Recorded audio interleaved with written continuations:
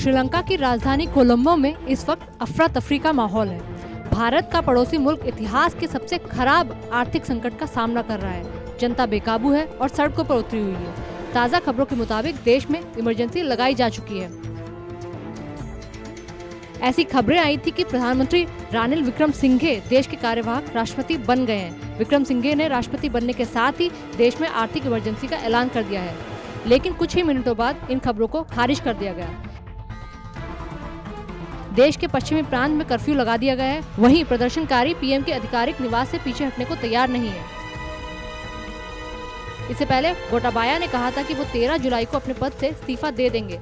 उनके इस्तीफे के बाद पीएम विक्रमसिंघे राष्ट्रपति पद संभाल लेते और वो तब तक इस पद पर बने रहते जब तक नया राष्ट्रपति नहीं चुन लिया जाता। लेकिन 9 जुलाई को ही विक्रमसिंघे ने खुद ये बात ट्वीट कर कही कि वो पीएम पद से इस्तीफा देंगे ताकि ऑल पार्टी सरकार के लिए रास्ता खुल सके।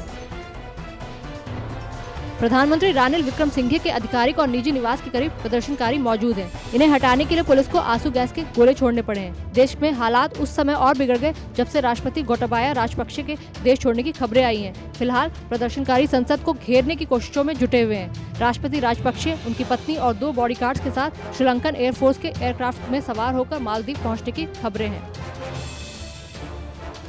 इसके अलावा न्यूज एजेंसी एपी ने एक इमिग्रेशन ऑफिसर के हवाले से जानकारी दी है कि भले ही राष्ट्रपति ने दबाव में आकर इस्तीफा देने की बात कही हो, लेकिन स्पीकर को उनके इस्तीफे का इंतजार था।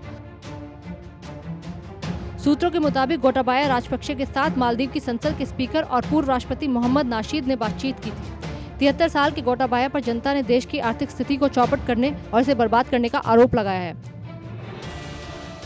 उधर मालदीव की सरकार का कहना है कि क्योंकि राजपक्षे अभी तक देश के राष्ट्रपति हैं और ऐसे में अगर वो देश में आना चाहते हैं तो उन्हें मना नहीं किया जा सकता। गोटाबाया 76 साल के महिंद्रा राजपक्षे के भाई हैं। महिंद्रा ने श्रीलंका में साल 2005 से 2015 तक देश पर शासन किया था। गोटाबाया के पास महिंद्रा राजपक्षे के कार्यवाहक में रक्षा मंत्रालय था। हालांकि महिंद्रा को देश में 3 दशकों से जारी लिट्टे के शासन को खत्म करने का श्रेय जाता है, जिन्हें तमिल विद्रोही के तौर पर भी माना जाता था।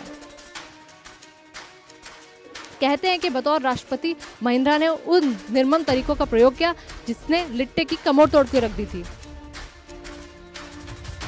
कहते हैं कि बतौर राष्ट्रपति महिंद्रा ने उन निर्मम तरीकों का प्रयोग किया जिसने लिट्टे की कमर तोड़ दी थी। हालांकि उनके तरीकों पर सवाल भी खड़े हुए, कई नागरिकों की मौत भी हुई। महिंद्रा के शासनकाल में श्रीलंका ने चीन से $1 बिलियन का कर्ज लिया था।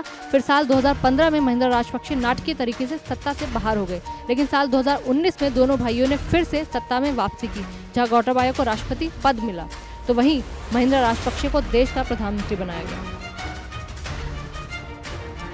Prime news research report.